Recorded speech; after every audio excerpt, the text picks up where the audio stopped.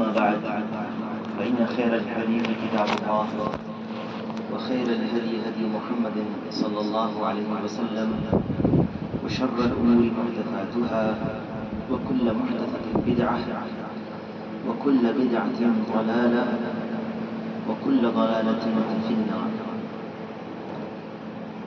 گزشتہ ہفتے جو درس تھا اس میں توحید کے تعلق سے بیان ہوا تھا، لا الہ الا اللہ محمد رسول اللہ کے تعلق سے مختصر اس کا معنی کیا ہے، اس کا مفہوم اور تقاضا کیا ہے. جب کسی بندے کو اللہ تعالیٰ ہدایت دے دیتا ہے اور وہ کلمے کا اقرار کر لیتا ہے، جانتا ہے اس کے معنی کو، اس کے مطابق عمل کرتا ہے، تو یہ بہت بزیر نعمت اس کو مل گئی. یہ نعمت اسلام کی نعمت ہے. جب کلمہ کو اس نے سمجھ لیا، اس کو مان لیا، اس کے اوپر اقرار کر لیا، اس کے مطابق عمل کر لیا، تو یہ بہت بڑی نعمت ہے اللہ کہ اس نے اس کو ہدایت دی. اور یہ جو نعمت ہے ہدایت ہے، اس میں ہمارا کوئی کمال نہیں ہے، یہ محض اللہ کا فضل ہے جس نے ہمیں ہدایت دی. یہ ہرگز انسان کو نہیں سمجھنا چاہیے کہ اس نے بڑا کمال کیا. اللہ تعالیٰ نے فرمایا یمنون علیک ان اسلموا، یہ آپ پر ایک طرح سے احسان جتاتے ہیں کہ ایمان لے. یہ اللہ کا فضل اور کرم ہے کہ اللہ تعالیٰ نے آپ کو ہدایت دیا ہے. بہت سارے لوگ ایسے ہیں جو ابھی ہدایت یافتہ ہیں. لا الہ الا اللہ محمد رسول اللہ کا معنی سمجھ کر آپ ایمان لے آئے اور اللہ نے آپ کو صراط مستقیم کی طرف رہنمائی کر دی. اس کے باوجود بھی ہر نماز میں ہم اس صراط مستقیم کی دعا کرتے ہیں. ہر نماز میں ہم دعا کرتے ہیں اهدنا الصراط المستقیم صراط الذین انعمت علیہم غیر المغضوب علیہم ولا الضالین. کیوں؟ کیونکہ ایک ہدایت تو مل چکی ہم کو، لیکن انسان اللہ کی ہدایت اور رہنمائی کا محتاج بنا رہتا ہے. ایسا نہ ہو کہ وہ اس کا قدم لرز جائے اور پھر وہ دوبارہ اس راستے سے ہٹ جائے. اسی لیے استقامت دین کے اوپر، استقامت کا معنی کیا ہے؟ جمے رہنا. دین کو سمجھ کر اس پر ایمان لانے کے بعد اس پر استقامت قائم رہنا ہے. یہ بہت اہم بات ہے. اللہ کا فرمان ہے ان الذین قالوا ربنا اللہ ثم استقاموا، جن لوگوں نے کہا ہمارا رب اللہ ہے اور پھر استقامت کی راہ انہوں نے اختیار کی. استقامت، ڈٹے رہے، اس پر جمے رہے. تتنزل علیہم الملائکہ، فرشتے ان پر نازل ہوتے ہیں. اللہ تخافوا ولا تحزنوا، موت کے وقت، جب موت کا وقت آتا ہے فرشتے کہتے ہیں کہ غم مت کرو، خوف مت کرو. وابشروا بالجنة التي كنتم توعدون نحن اولیاؤکم فی الحیاة الدنیا وفی الآخرہ. انسان ہر پل اس ہدایت کا محتاج، اللہ کا محتاج ہے اس ہدایت کے لیے. گرچہ آپ کو یہ ہدایت مل چکی کہ آپ اسلام پر ہیں.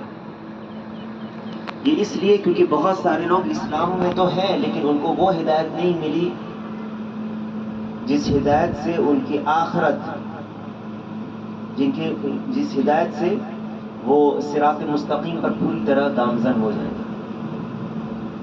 اس لیے آپ دیکھیں گے کہ بہت سارے لوگ لا الہ الا اللہ محمد رسول اللہ کا اقرار کرتے ہوئے بھی ان طریقوں کو اختیار کرتے ہیں جو صراط مستقیم کی مخالف ہیں. جب ہم اهدنا الصراط المستقیم کہتے ہیں دعا میں، تو اس کا معنی آپ کو معلوم ہونا چاہیے کہ ہم کیا اللہ سے مانگ رہے ہیں، کون سی ہدایت مانگ رہے ہیں. ہم یہ توفیق مانگ رہے ہیں اللہ سے کہ اللہ اس کے رسول کی اطاعت کے راستے پر، اے اللہ مجھے چلا، وہ راستہ جس پر تیرا انعام ہوا، جن لوگوں پر تیرا انعام ہوا ان کے راستے پر چلا. کیونکہ قرآن کی ایک آیت دوسری آیت کی تفسیر کرتی ہے اور بہترین تفسیر ہوتی ہے.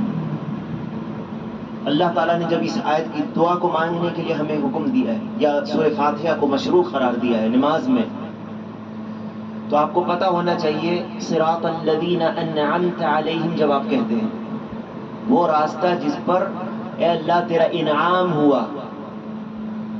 اور یہ کون لوگ ہیں جن پر اللہ کا انعام ہوا؟ یہ 4 قسم کے لوگ ہیں.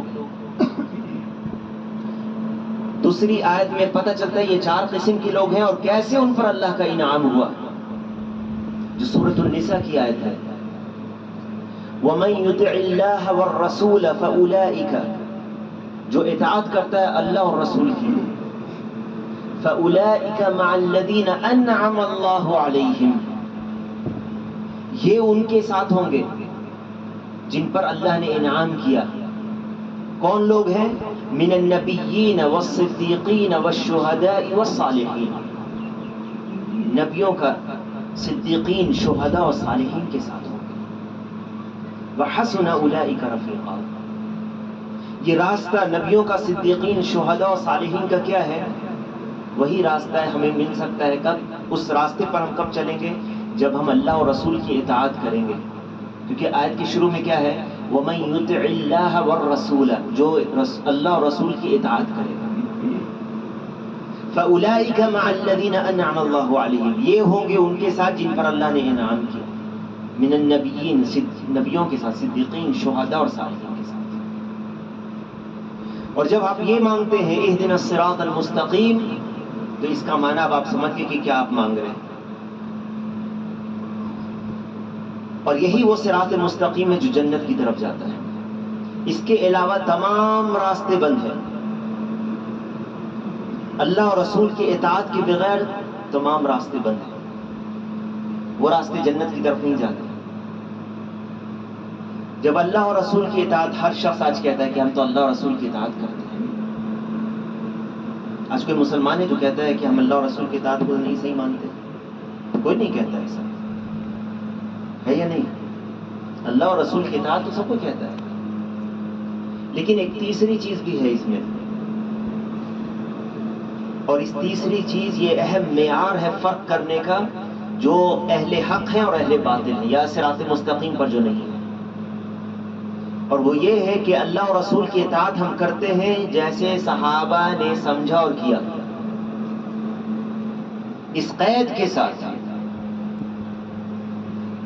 کہ جیسے صحابہ نے سمجھا اور کیا، اس طرح سے ہم اللہ اور رسول کی اطاعت کرتے ہیں. اپنی عقل اور رائے سے اللہ اور رسول کی اطاعت نہیں کرتے. کیونکہ بعض لوگ جو تفسیر کرتے ہیں قرآن کی، اس میں اپنی عقل اور رائے کو لگاتے ہیں. یاد رکھیں عقیدے میں عقل اور رائے کا کوئی مجال نہیں ہے. صرف اتنا ہے کہ وہ عقل سلیم اس کو صحیح مانتی ہے، بس.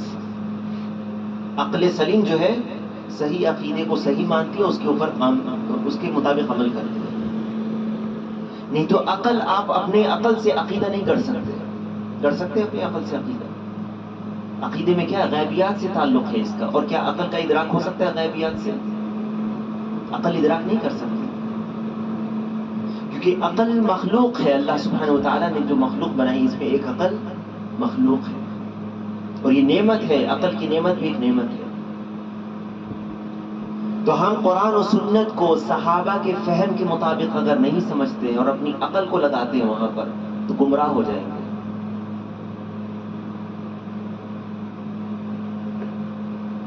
کیونکہ بہت ساری چیزیں ہیں جو اللہ کے نبی صلی اللہ علیہ وسلم نے بیان کیا، اس کا راستہ صرف یہ ہے کہ اس کو تسلیم کر لینا، اس کے ماننا اور تسلیم کر لینا. ہم کہتے ہیں آمنا و صدقنا. اور جب عمل کی بات ہوتی ہے تو ہم کہتے ہیں سمعنا و اطعنا، ہم نے سنا اور ہم نے اطاعت کی. یہ ہے مسلمان ہونا. مسلمان کس کو کہتے ہیں؟ جو سننے والا اور اطاعت کرنے والا اللہ اور رسول کا ہوتا ہے. اور جب عقیدے کی بات ہوتی تو ہم کہتے ہیں آمنا و صدقنا، ہم ایمان لائے، ہم نے اس کو سچا مانا، جو بھی اللہ اور رسول کی طرف سے بات آئی ہے. یہ وہ بنیادی چیز ہے جو ایک مسلمان بنیادی طور پر جانتا ہے. اگر آپ نے اس کا انکار کیا اپنی عقل سے، تو یہ آپ کی عقل حق کا معیار نہیں ہے.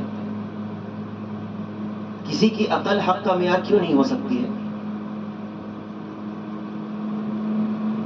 کہ تمام لوگوں کی عقل مختلف ہوتی ہے.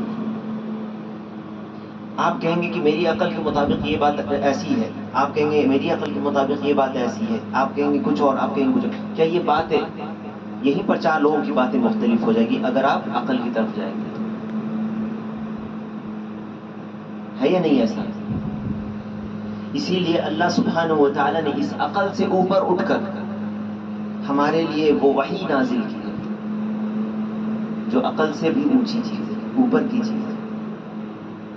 یہ جو وحی ہے اللہ کی طرف سے ہے، کیونکہ وہ احکم الحاکمین جس نے نازل کیا ہے قرآن، وہی رب ہے جس نے ہماری عقلوں کو بھی پیدا کیا، اور وہ جانتا ہے ہر چیز کی مصلحت اور مقصدہ جو ہماری عقل میں آئے یا نہ آئے. واضح ہے، بہت ساری کی مصلحت ہم نہیں جان سکتے. ہر چیز کے بارے میں مصلحت اور ہر چیز کے بارے میں حکمت کوئی ضروری نہیں کہ ایک شخص اپنی عقل سے سمجھ سکے. وہاں پر کیا کریں گے وہ؟ وہاں پر تسلیم اور اتباع کا راستہ ہے. تسلیم اور اتباع تو پورا دین ہے، لیکن جہاں پر عقل میں سمجھ نہ آئے کوئی بات تو ہم کہتے ہیں آمنا وصدقنا. اسی لیے اللہ تعالیٰ نے شروع میں جو بیان کیا مومنوں کا وصف قرآن میں کہا الذین یؤمنون بالغیب، جو غیب پر ایمان لاتے ہیں.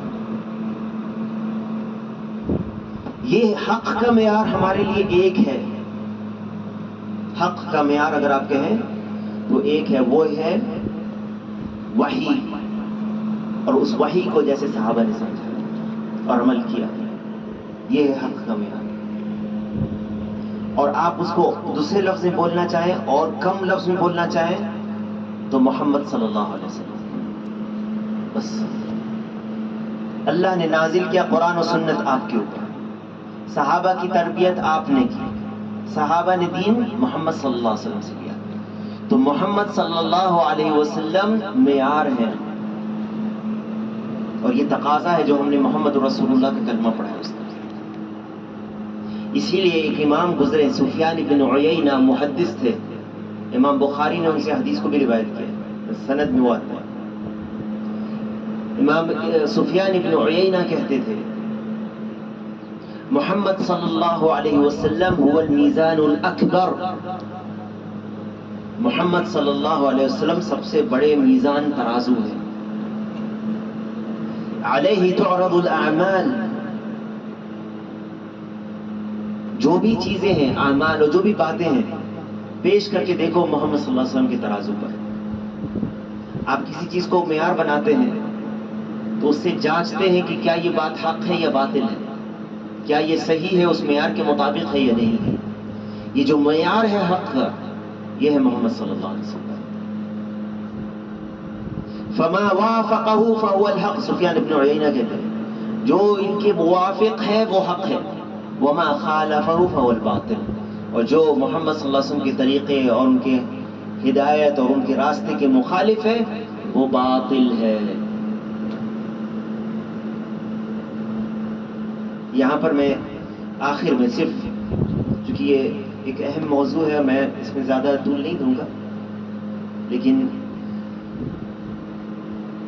صرف ایک دو بات اور اس میں بیان کروں گا اللہ کی مدد اور توفیق کا سوال کرتے ہوئے. حق جب محمد صلی اللہ علیہ وسلم سے آتا ہے اور صحابہ کرام کے راستے پر، اس کی دلیل کیا ہے کہ صحابہ کی فہم ضروری ہے ہمارے لیے. آج بعض لوگ کہتے ہیں کہ صحابہ اور صحابہ کے تعلق سے زبان درازی کر دیتے ہیں. صحابہ سے زیادہ آپ متقی اور پرہیزگار نہیں ہو سکتے. تقوی اور ورع آپ کا صحابہ جیسا نہیں ہو سکتا، کیونکہ اللہ تعالیٰ نے ان کے تقوی کی گواہی قرآن میں دی ہے. مومنوں کے صف میں سب سے پہلے صحابہ کو شامل کیا ہے یا نہیں ایسا؟ صحابہ کرام کے تعلق سے اگر کوئی شخص صحابہ کو برا کہتا ہے وہ زندیق ہے، کوئی شک نہیں، بددین شخص ہے وہ. اگر کوئی شخص ایک صحابی کو بھی برا کرے، کہے اور طعن دے. ایک محدث گزرے ہیں بہت مشہور پہلے کے،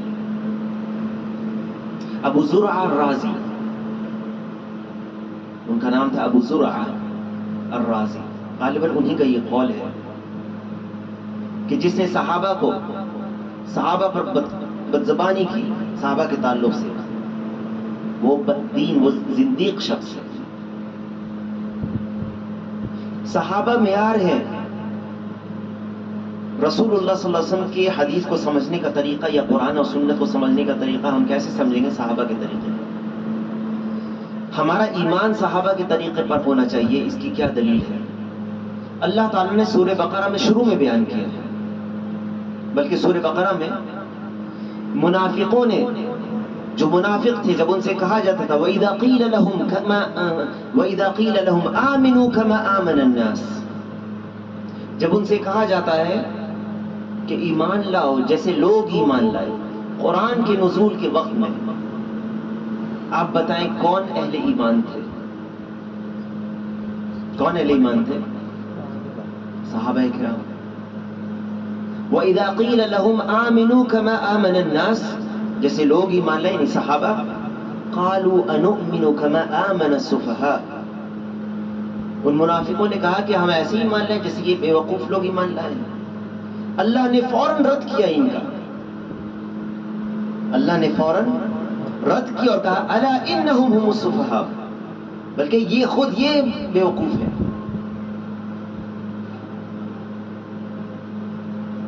یہ تزکیہ ہے صحابہ کا، اللہ سبحانہ و تعالی نے ان کا تزکیہ بیان کیا اس طرح سے۔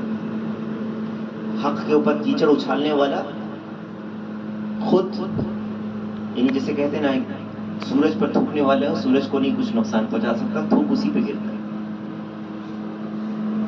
اور اللہ تعالیٰ نے بیان کیا سورہ بقرہ ہی میں ہے، آخری یعنی پہلے پارہ کے آخری صفحہ، فَإِنْ آمَنُوا بِمِثْلِ مَا آمَنْتُمْ بِهِ فَقَدِ اهْتَدَوْا، اگر یہ ایمان ایسا ایمان لائیں جیسے تمہارا ایمان ہے تو ہدایت یافتہ، یعنی تم کون؟ صحابہ۔ اور اللہ تعالیٰ نے بیان کیا وَمَن يُشَاقِقِ الرَّسُولَ مِن بَعْدِ مَا تَبَيَّنَ لَهُ الْهُدَى، جو رسول کی مخالفت کرتا ہے اس کے بعد کہ ہدایت کا راستہ اس کے لیے واضح ہو چکا، وَيَتَّبِعْ غَيْرَ سَبِيلِ الْمُؤْمِنِينَ، اور مومنوں کا راستہ چھوڑ کر کوئی اور راستے کو اختیار کرتا ہے۔ آپ بتائیں قرآن کی نزول کے وقت مومنین کون تھے؟ صحابہ کرام۔ نُوَلِّهِ مَا تَوَلَّى وَنُصْلِهِ جَهَنَّمَ وَسَاءَتْ مَصِيرًا، ہم اس کو ادھر ہی پھیر دیتے ہیں جدھر روک لیتے ہیں، اس کو جہنم مل جاتا ہے، بہت برا ٹھکانہ ہے۔ یہ ہے صحابہ کا تذکیہ۔ اللہ تعالیٰ کا وَالسَّابِقُونَ الْأَوَّلُونَ مِنَ الْمُهَاجِرِينَ وَالْأَنصَارِ وَالَّذِينَ اتَّبَعُوهُمْ بِإِحْسَانٍ، سبقت لے جانے والے، پہلے ایمان لانے والے کون سا؟ مہاجرین میں سے اور انصار میں سے، اور جنہوں نے ان کی والذین اتبعوہ بإحسان، والذین اتبعوہم بإحسان، جنہوں نے ان کی احسان کے ساتھ اتباع کی، اتباع کی صحابہ کی، رضی اللہ عنہم ورضوا عنہ۔ یہ ہے معیار۔ قرآن و سنت کو ہم سمجھیں گے کیسے صحابہ کے فہم کے، تو جب آپ کو اللہ تعالیٰ نے ہدایت دے دی ہے تو اس کے تقاضوں میں سے یہ ہے کہ ہم اللہ کا شکر ادا کریں اس پر، اور اللہ کی اس عظیم نعمت کو سمجھیں، اور یہ سمجھیں کہ یہ اس شکر کا، یعنی اس جو ہدایت کا تقاضا کیا ہے ہمارے لیے، وہ یہ کہ ہم بڑھ چڑھ کر اللہ کی اور رسول کے حکم کو ماننے والے بنے صحابہ کے طریقے، اور یہ کہ ہم اپنی عقل اور رائے کو اور اپنے پسندیدہ چیز کو آگے مقدم نہ کرے اللہ اور رسول کی فرمان کو۔ آسان ہونے دیجیے، پہلی اور آخری بار ملی ہے اس دنیا میں، اس کے بعد آخرت ہے، کوئی دنیا میں دوسرا چانس نہیں ملے گا اگر موت آ گئی اس کے بعد۔ اور اس چیز کو ہم اچھی طرح سے، اس کا احساس ہمارے اندر ہونا چاہیے کہ یہاں پر جسے لوگ کہتے ہیں نا تجربہ کا موقع نہیں ہے کہ ہم تجربہ کر کے دیکھیں پھر اصلاح کر لیں گے، کیونکہ موت کا کوئی ٹھکانہ نہیں آپ کو کب آ جائے۔ تجربہ کی یہ جگہ نہیں ہے ہمارے لیے، اس لیے حق جو ہے وہ اگر سامنے آپ کے واضح ہو چکا ہے، اس حق کو قبول کر لیں، فوراً قبول کرے اس حق کو. میں نے جو 2-3 چیزیں کہی ہے اس کو بیان کر کے ختم کر دوں گا اس کو انشاءاللہ. کچھ علامتیں ہیں حق والوں کی اور باطل والوں کی. کچھ علامتیں ہیں، پہچان ہے اہل حق کی اور اہل باطل کی. ان علامت کو اچھی طرح یاد رکھیے گا تاکہ آپ کو سمجھ میں آ جائے حق اور باطل انشاءاللہ. اور یہ علامتیں قرآن میں بھی اللہ تعالیٰ نے بیان کی. پہلی علامت یہ ہے کہ اہل حق کتاب و سنت کو مانتے ہیں. سب سے پہلے اپنے عقیدے اور عمل کے لیے جو مصدر مانتے ہیں وہ کتاب و سنت ہے، قرآن و سنت. اہل باطل پہلے عقیدے کو گڑھتے ہیں، پھر دلیل کے لیے قرآن و سنت کو تلاش کرتے ہیں. فرض سمجھ میں ہمارے لیے سب سے پہلے قرآن و سنت کی آیتیں اور احادیث پہلے ہوتی ہیں، پھر ہم کوئی عقیدہ اور چیز کو بیان کرتے ہیں.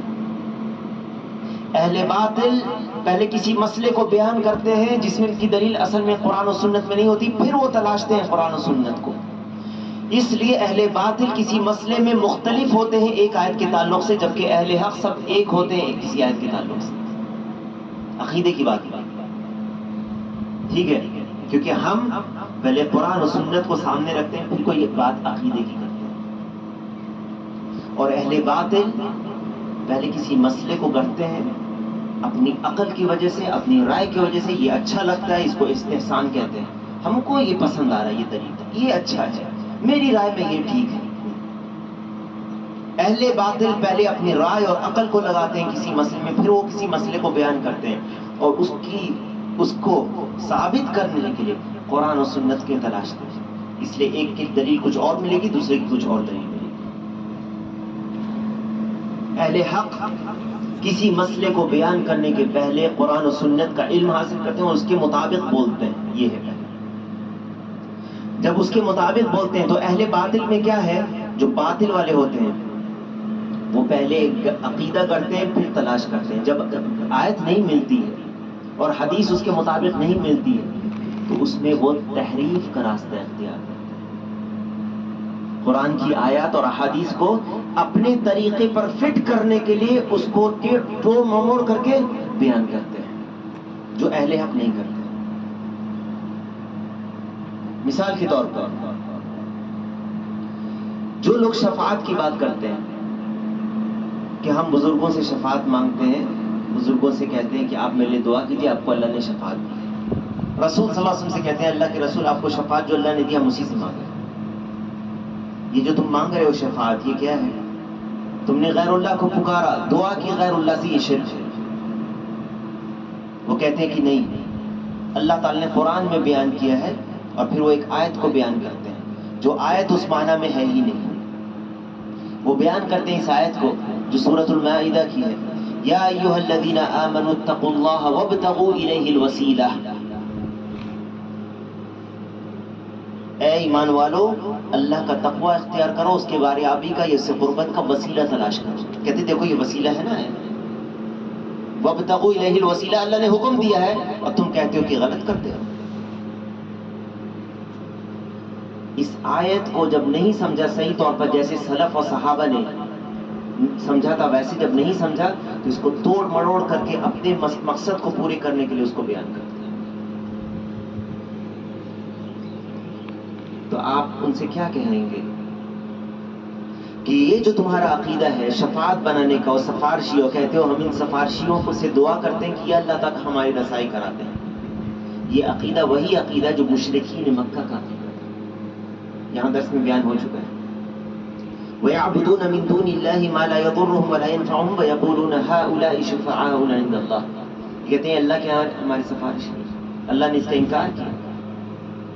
تو کیسے وہ عقیدہ جو مشرکین بت پرستوں کا عقیدہ تھا وہ رکھتے ہو تم، اور تم کہتے ہو کہ یہ آیت دلیل ہے، یہ آیت دلیل نہیں. صحابہ نے اس آیت کو کیسے سمجھا؟ سلف نے، ہمارے اسلاف نے کیسی اس آیت کو سمجھا؟ صحابہ، تابعین، اتباع التابعین. یہی ہے فہم، سمجھ. یا ایھا الذین آمنوا اتقوا اللہ، اے ایمان والو اللہ کا تقوی اختیار کرو، وابتغوا الیہ الوسیلہ، اللہ سے قربت کر وسیلہ تلاش کرو، اس کے باریابی کا یا اس سے قربت کا۔ یہ کون سی چیزیں ہیں؟ وہ اعمال جو کر کے آپ اللہ سے قریب ہوتے ہیں، اللہ کی عبادت کے ذریعے اللہ سے قریب ہو۔ فرائض کی ادائیگی سے بندہ اللہ کے قریب ہوتا ہے، نوافل کی ادائیگی سے بندہ اللہ کے قریب ہوتا ہے، جیسے کہ دوسری حدیث میں من عاد لی ولیا فقد آذنتہ بالحرب، اسی حدیث میں ہے کہ بندہ مجھ سے کسی اور چیز سے اتنا زیادہ قریب نہیں ہوتا جتنا فرائض کی ادائیگی سے ہوتا ہے، اور پھر بندہ نوافل کی ادائیگی سے مجھ سے قریب ہوتا ہے یہاں تک کہ میں اس سے محبت کرنے لگتا ہوں۔ یہ ہے راستہ قریب ہونے کا اللہ سے، عبادت، نہ کہ کسی کو وسیلہ بنا کر کسی بزرگ کا یہ کہنا کہ یہ بزرگ میرے لیے سفارش کر دو، یہ کوئی کام کی سفارشی نہیں ہوئی۔ سنا ہے نا ایسے لوگ بولتے ہیں۔ اور پھر اللہ تعالیٰ کے شان میں گستاخی کرتے ہیں، اس طرح سے کہتے ہیں جس طرح بادشاہ سے ملنا ہو تو ڈائریکٹ نہیں مل سکتے، ایک ذریعہ سے جاتے ہیں۔ تو تم نے اللہ کو بادشاہ، دنیاوی بادشاہ جیسے سمجھا؟ یہ توہین نہیں تو اور کیا ہے، یہ گستاخی نہیں تو اور کیا ہے۔ یہ ایک مثال دے رہا ہوں سمجھ کی، جو فرق آتا ہے سمجھ میں، یہ یہاں پر دیکھیے، صحابہ کی سمجھ جیسا نہیں ہے، یہ من گھڑت مولویوں کی بات ہے۔ یہ تو جب ان کو آیت اور احادیث نہیں ملتی ہے تو گھما پھرا کر کے یا تو ضعیف حدیث کو لائیں گے، موضوع حدیث کو، من گھڑت چیز کو لے آئیں گے، یا آیت کو لاتے ہیں، حدیث کو لاتے ہیں لیکن اپنے معنی سے اس کو بیان کرتے ہیں۔ تو اس کا نتیجہ یہ ہوتا ہے کہ جو آیت ہے یا حدیث ہے اس کو توڑ مروڑ کر کے یا گھما پھرا کر غلط فہم پر اس کو سمجھنے کی کوشش کرتے ہیں۔ جب ایسا کرتے ہیں تو بعض آیتوں کو وہ لیتے ہیں اور بعض آیتوں کو وہ چھوڑ دیتے ہیں، یا ایک ہی حدیث کی آدھی حدیث کو بیان کرتے ہیں، آدھی حدیث کو نہیں چھوڑتے۔ مثال کے طور پر آدھی حدیث کو چھوڑ دیتے ہیں، مثال کے طور پر وہ کہتے ہیں آپ نے نہیں سنا یہ آیت، آپ ولیوں کو نہیں مانتے، ہم مانتے، کیوں نہیں مانتے؟ تو دیکھیے اللہ تعالیٰ نے کیا کہا ولیوں کے بارے میں، الا ان اولیاء اللہ لا خوف علیہم ولا هم يحزنون، اللہ کے اولیاء کو کوئی خوف اور غمگین نہیں ہوگی۔ اس کے بعد وہ خاموش ہو جاتے ہیں، اور یہی آیت قبروں پر، مزاروں پر بھی لکھی رہتی ہے۔ اس کے بعد والی آیت کہاں ہے؟ الذین آمنوا وکانوا یتقون، جو ایمان لائے اور جنہوں نے تقوی کا راستہ اختیار کیا، یہ اللہ کے اولیاء ہیں۔ ایمان اور تقوی، تقوی کیا ہے؟ شریعت کے مطابق عمل کرنا۔ جو شخص زندگی بھر بے نمازی رہا، اس کو آپ نے پیر بنا دیا اور مرنے کے بعد اس کی قبر کہا کہ یہ سے نمازی معاف کی اس کو، یہ کیسا پیر ہو سکتا ہے؟ جبکہ اللہ کے نبی صلی اللہ علیہ وسلم جو تمام مخلوق میں سب سے افضل، ان کے اوپر نماز معاف نہیں ہوئی۔ اللہ تعالی نے کہا وَاعْبُدْ رَبَّكَ حَتَّى يَأْتِيَكَ الْيَقِينُ، اپنے رب کی عبادت کرتے رہے یہاں تک کہ آپ کو یقین نہیں موت آ جائے۔ تو یہ گمراہ لوگ، ظالم لوگ اس یقین کا بھی معنی کو بدل دیتے ہیں، کہتے ہیں یقین کا معنی یقین ہو گیا، اس کو اس درجے پر پہنچ گیا، اب اس کو عبادت کرنے کی ضرورت نہیں ہے۔ یہ وہ تحریف ہے جو معنی میں یہ لوگ کرتے ہیں اور صحابہ کے دل کو چھوڑ کرتے ہیں، کیونکہ یقین کا معنی یہاں پر موت ہے۔ اس لیے صرف کسی کو دیکھ لیں کہ قرآن کی آیت پڑھ رہا ہے، حدیث پڑھ رہا ہے، تو ضروری نہیں کوئی ہدایت یافتہ بھی ہو جب تک اس کا طریقہ صحابہ کے طریقے کے مطابق نہ ہو۔ ٹھیک ہے؟ اور اسی طرح سے من عاد لی ولیا فقد آذنتہ بالحرب، جس نے میرے ولی سے دشمنی کی اس سے میں نے اعلان جنگ کر دیا ہے۔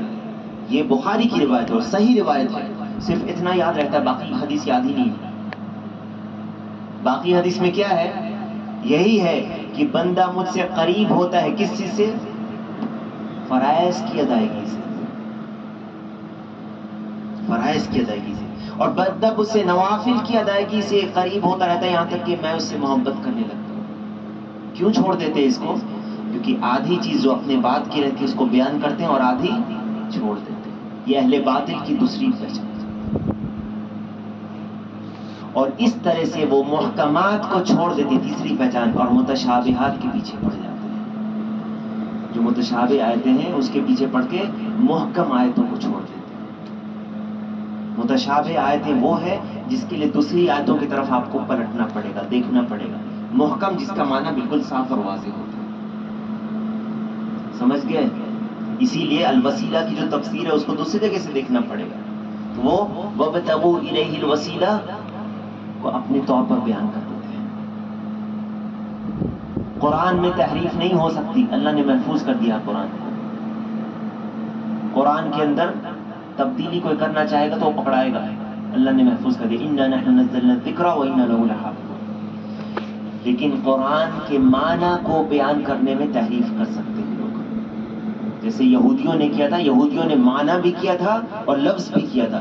لفظی تحریف اپنے طرف سے جوڑ دینا، اور معنی اس کے معنی کو اپنے طور پر بیان کرنا بغیر اللہ اور رسول کی بات کرنا. اور لفظی تحریف نہیں کر سکتے قرآن میں، لیکن معنوی تحریف کر سکتے ہیں. اس لیے علم کر سیکھیں اور اہل علم سے تعلق رکھیں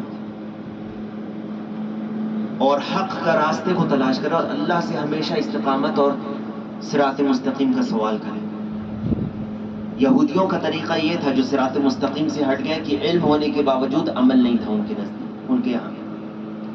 اور نصارہ کا طریقہ یہ تھا کہ عمل کرتے تھے لیکن بغیر علم کے کرتے تھے، تو بدعتیں نکالنا شروع کر دی. جو اللہ نے حکم نہیں دیا تھا وہ کرنا شروع کر دیا.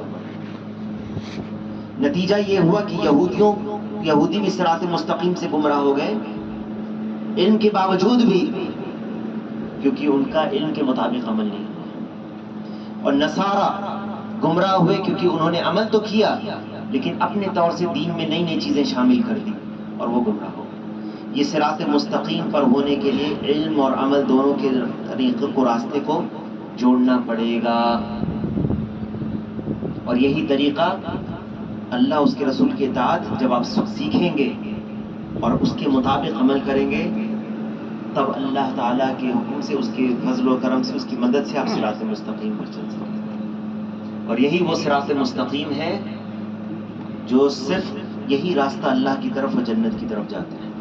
اگر کوئی کہتا ہے اور کوئی کسی کے دماغ میں یہ گمان ہے کہ کوئی اور راستہ بھی ہو سکتا ہے، تو وہ اب اس غلط فہمی میں نہ رہے، کیونکہ یہ اللہ کا دین ایک ہے اور اللہ تک پہنچنے کا راستہ بھی ایک ہے. اور یہ ہے صراط مستقیم جس پر اللہ کے نبی صلی اللہ علیہ وسلم نے اپنے صحابہ کو چھوڑا.